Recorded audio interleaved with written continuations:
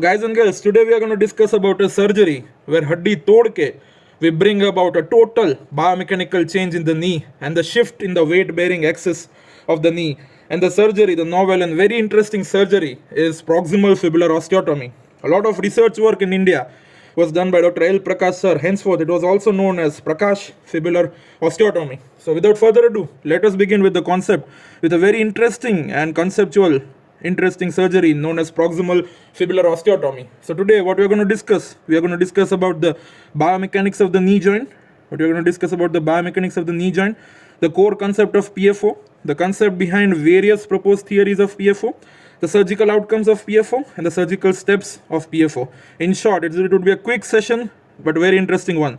So guys and girls, without further ado, let us begin with the biomechanics of the knee joint. So in a healthy knee, what happens is the mechanical axis, as we all know, is towards the medial side, is towards more towards the medial aspect of tibia, right? And medial compartment bears about 60 to 80% of the load.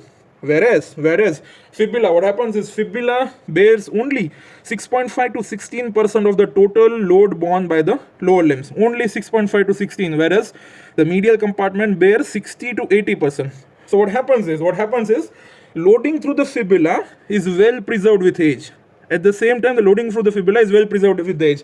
At the same time, what happens is the weight bearing through the medial aspect of tibia occurs through the trabeculae. But with the weight bearing through fibula occurs through cortices. We'll discuss in detail afterwards. So that is the concept, that is the biomechanics of healthy knee. But what happens in OA knee? Increase in tibiofemoral angle, that we all know, that is the varus deformity. That is the varus deformity which is commonly seen. That is the varus deformity which is commonly seen in OA knee. So what happens is in OA knee, the tibiofemoral angle increases, which forms the varus deformity. So what happens is there is lateral bowing of the femur. Right? So what happens is the mechanical axis shifts more towards the medial side.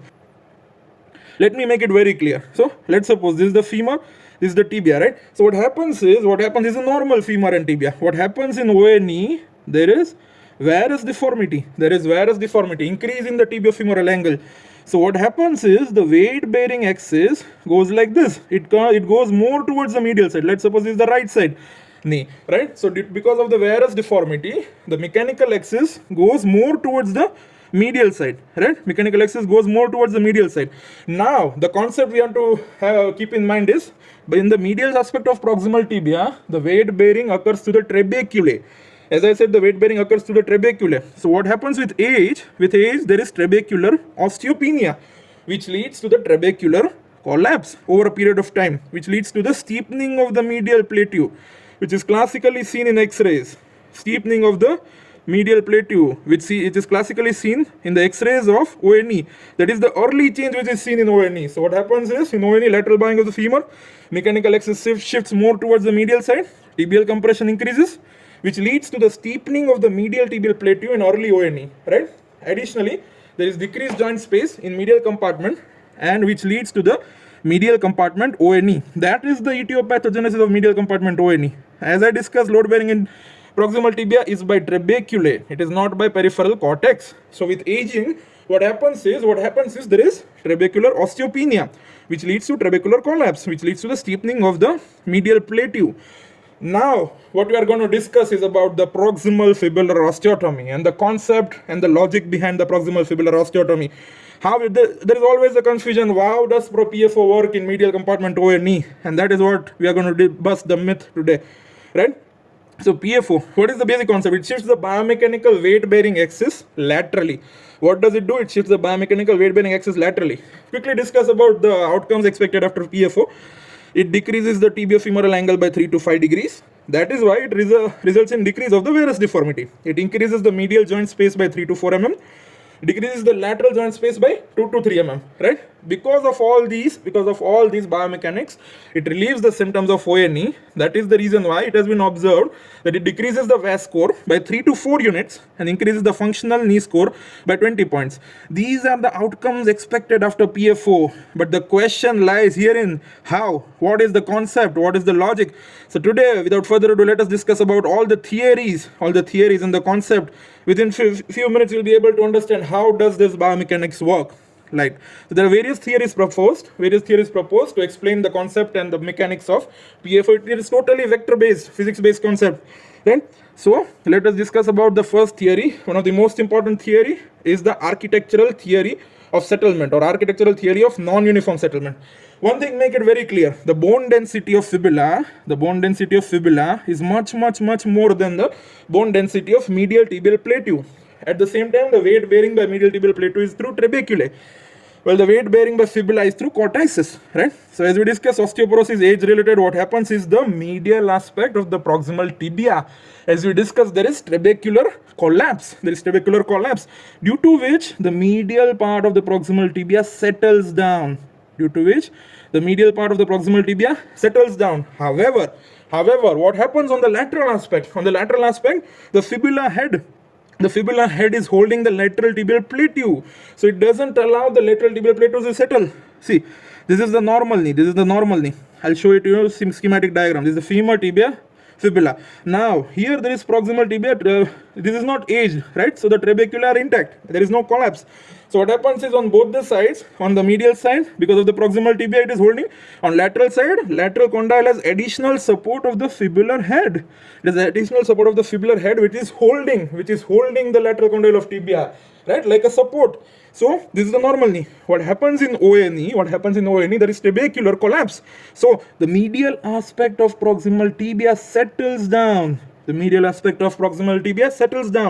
However, why does the lateral aspect does not settle down? Because the fibular head is holding the lateral tibial condyle, lateral aspect of the lateral tibia. Lateral aspect of the proximal tibia, fibular head is holding. So in ONE, the medial side settles down. However, lateral side does not settle because of the fibular support. That is the non-uniform theory of settlement, the architectural theory of settlement. Now what happens is, post PFO, what happens is the fibular support is gone. We have osteotomized the fibula. So the fibular support is gone. So the lateral aspect also collapses. What happens is the lateral aspect also collapses. So both medial and lateral both have collapsed. That is the reason why the non-uniform settlement becomes the uniform settlement, and there is increased joint space on the medial aspect. Because of uniform settlement on both sides. So we'll discuss about the concept. And normally, medial tibial load bearing capacity equals the cumulative lateral load bearing capacity. That is the lateral aspect of tibia along with the fibular head. While in osteoporosis with aging, medial tibial load bearing capacity is less than cumulative lateral load bearing capacity. The reason, as we discussed, the medial side settles down. Post PFO, the fibular support is also removed, so lateral side also settles down, due to which medial tibial load bearing capacity equals the lateral load bearing capacity. Am I making sense?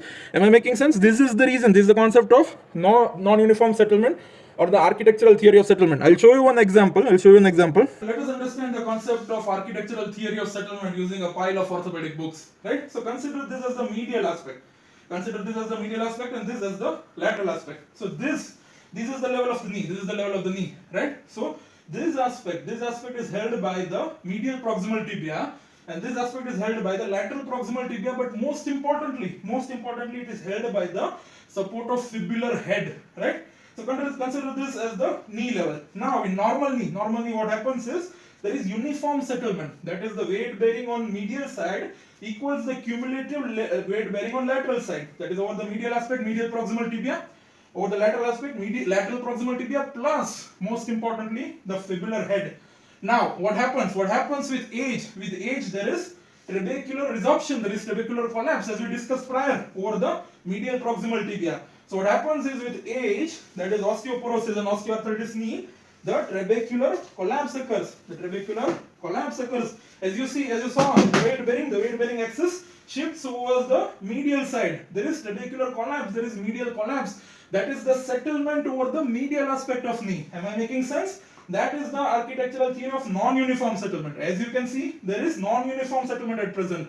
The medial side has collapsed, whereas on the lateral aspect, the fibular head is holding the lateral proximal tibia. Now, we are going to understand the concept of PFO using this pile of books. What happens in proximal fibular osteotomy?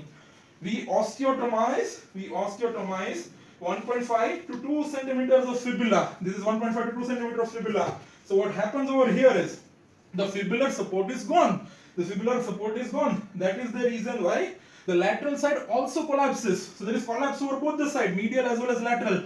That causes uniform settlement. This causes increase in joint space over the medial aspect, decrease in joint space over the lateral aspect, and causes uniform settlement. As I discussed, this was the concept of medial O&E, wherein there is collapse over the medial aspect, decreased joint space over the medial aspect, which causes the varus deformity. Am I making sense? Thank you. The next theory is too many cortices theory. The medial condyle of femur is supported by one tibial cortex, whereas the lateral condyle of femur is supported by one tibial cortex, that is the lateral aspect, and two fibular cortices. So too many cortices on the lateral aspect, only one on the medial aspect. So that is the reason why there is differential loading. There are so many reasons why the medial side settles down. That is the pathogenesis of medial compartment O&E, which is the most common, guys and girls. So there is differential loading which occurs when the medial side collapses in varus deformed knee with intact fibula. Weight bearing first is well preserved with age, cortical support, and due to these reasons it supports the lateral aspect and the lateral cortice. There are three cortices in the lateral condyle, right? So this is the concept of too many cortices theory.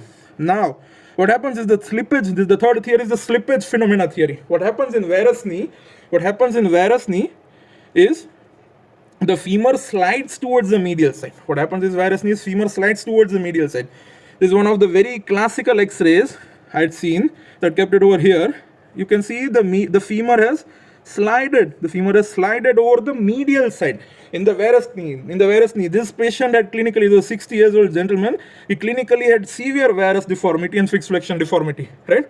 So the femur slides towards the medial side, and this phenomena is also known as coronal tibiofemoral subluxation or the slippage phenomena.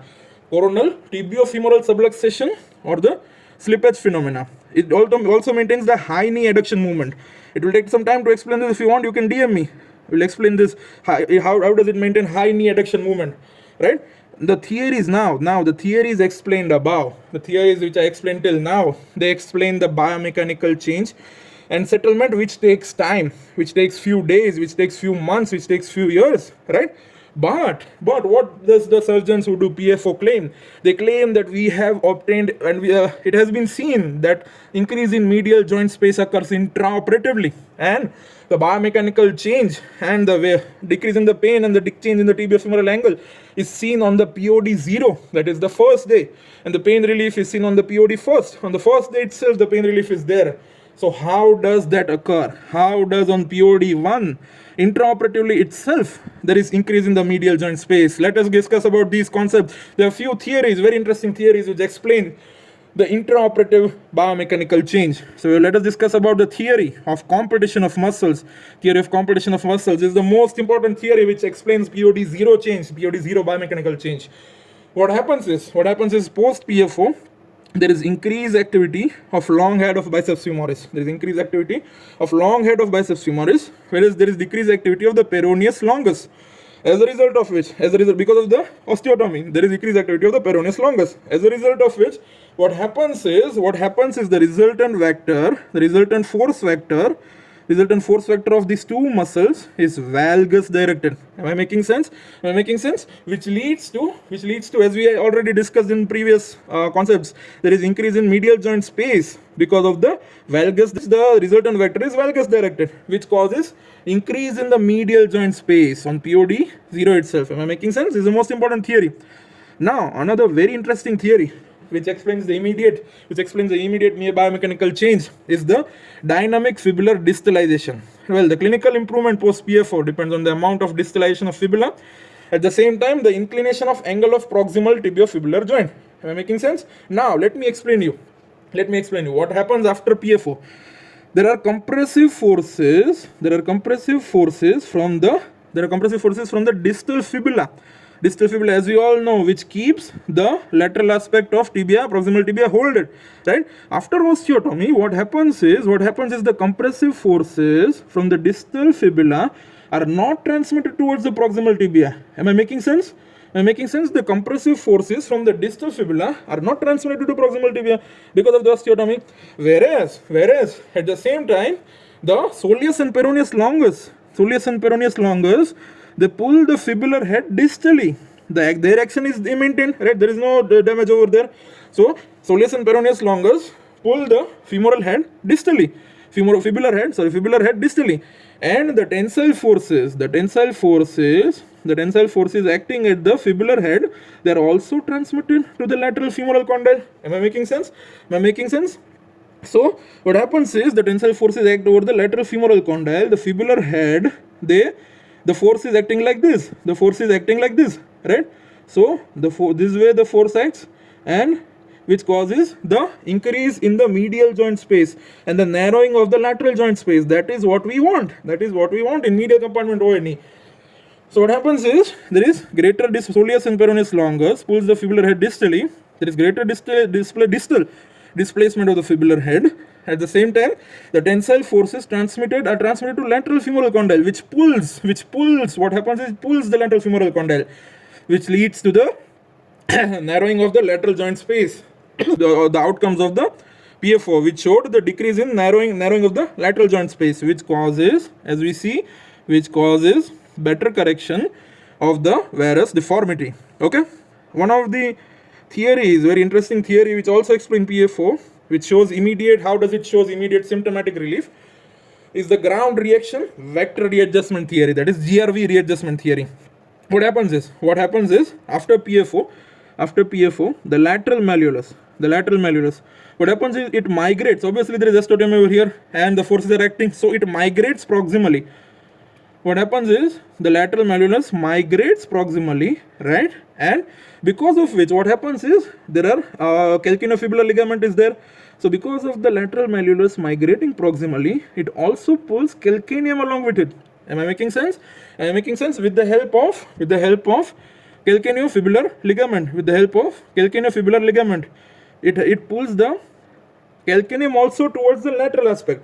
So what happens is the GRV vector, that is the ground reaction vector, it diverts more towards the lateral side. It is already laterally directed, right? But because of the calcaneum, that is the weight bearing bone, going more towards the valgus, the weight bearing axis or the ground reaction vector GRV, it shifts. It is linear, but it shifts more towards the lateral aspect. Right? Because of which it relieves the pressure on the medial aspect of knee, which causes instant pain relief, right? So what happens is post PFO, lateral malleolus migrates proximally, which pulls the calcaneum further into valgus, by the calcaneofibular ligament, which leads to the GRV vector getting more laterally directed, which relieves the pressure on the medial aspect of knee, which causes the instant pain relief. That is, because the medial compartment pressure that is there in medial O&E gets relieved. So guys and girls, these were the theories of PFO. Now let us discuss about the surgical steps. PFO is a very simple procedure, but it is very rewarding, right? So what are the surgical steps? Before I discuss about the surgical steps, why is it proximal fibular osteotomy, right? We could also do it distally instead, but the reason why we go about the proximal aspect is we want to avoid the peroneal nerves. And the proximal aspect, when we take the approach, we'll discuss about the approach, we stay posterior to the coronal plane. What happens is we stay posterior to the coronal plane and peroneal nerves are located anterior to the coronal plane. Am I making sense? That is the reason why we go about proximal fibular osteotomy. That is the reason why it is PFO, not DFO, not distal fibular osteotomy, right? So generally the patient is placed under spinal anesthesia, it is done, and the fibular head is marked. And 6 to 9 centimeter distal to the fibular head, there are 2 points which are marked. One is about the 2 points at the distance of 2 centimeter, 1.5 to 2 centimeter. 2 points are marked 6 to 9 centimeter distal to the fibular head. Then we go about the skin incision. Linear incision is taken. Skin, subcutaneous tissue, peroneus muscle, soleus muscle are separated, fibular periosteum is exposed, and 1.5 to 2 centimeter of fibula is resected. 1.5 to 2 centimeter of fibula is resected. This is the clinical image, 6 to 9 centimeter distal to the fibular head. Am I making sense? So this is the surgical step. From the fibular head, 6 to 9 centimeter, we go distally. We take the approach over the fibula is resected using a saw. So that is the reason sometimes we get the traction neuropraxia to the deep peroneal nerve. So that is what we have to take care of. That is what we have to maximally take care of is while using the Hohmann's retractor and while using the large blade, the large blade saw, oscillatory saw. At that time, we usually, if we don't take care, we cause the traction neuropraxia of deep peroneal nerve. We are going to discuss in after this as well directly. So, the one of the common complication occurring after PFO is EHL weakness. The reason behind, as we discussed, is the transient traction neuropraxia to deep peroneal nerve. It usually recovers in 6 to 7 months, right? So while using the big saw blade or Hohmann's retractor, while osteotomizing the fibula, we have to be careful. That prevents the EHL weakness post-op, right? So we are done with the surgical steps. We are done with the theories and the concept of PFO. Let us discuss about a case. This is a 55 years old lady showing bilateral osteoarthritis knee. Bilateral PFO was done in this case, and right-sided VAS score was 7, left-side VAS score was 8. Intraoperatively itself, you can see the increase in the medial joint space. You can see the increase in the medial joint space, right? The reason, as we already discussed, how these are the intraop CM images. You can see the increase in the medial joint space. The main reason is the theory of the competition of muscles. There are various theories which we discussed prior, but most important is the theory of the competition of muscles, which shows the intraoperative change in the biomechanics, right?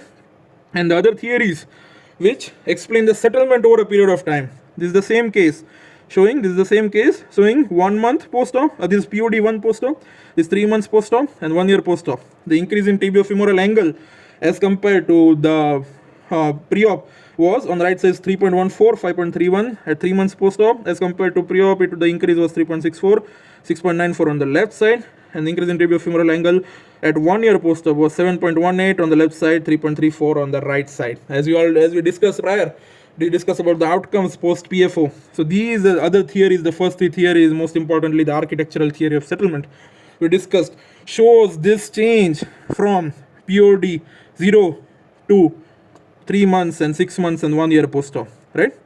Now other options for medial compartment osteoarthritis knee, we all know, is TKR and high tibial osteotomy. But why PFO has its special place? We are going to discuss about that. TKR is an irreversible surgery, as we all know. It is not a treatment of choice. In young, especially young patient, active adults with a mild to moderate OA knee, and it is difficult in Indian setting. Why? As we all know, first thing, it's an expensive surgery. Second, patients are not advisable to squat, sit down cross-legged, or walk in field, especially for the farmers. So you cannot carry out the post-operatively, they cannot carry out the routine activities, right? So this is the disadvantages of TKR. Any day TKR is the best, but still, what are the complications? What are the side effects of TKR? What are the cons of TKR that we discussed as compared to PFO? What is high tibial osteotomy? The complications are the risk of injuries to common peroneal nerve, infection, compartment syndrome, thromboembolic disease, failure of fixation, undercorrection, overcorrection, recurrence of deformity, delayed and non-union. Whereas our PFO is a relatively simple daycare procedure, less invasive, less expensive, suitable for Indian setting. Patient is walking on POD 1, patient is discharged on POD 2. So it is postulated to offer short to medium term relief, and it postpones the need of total knee replacement. This is the intraop clinical image showing the fibular segment, the fibular osteotomy, right? So this is one of the photos showing the biomechanical change where we discussed this is normal knee.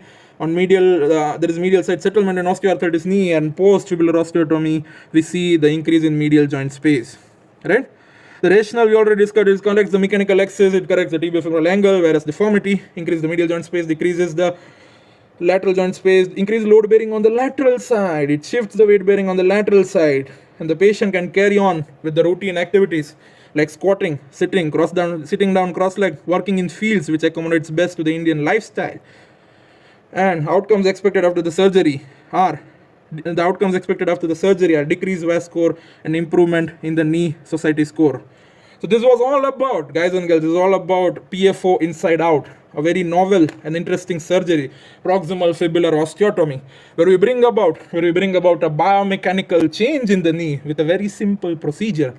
I hope you guys enjoyed. It was all based on vector and very logical concept. I hope you enjoyed. This was Dr. Mihir Tejura signing off with PFO inside out. Thank you so much, guys.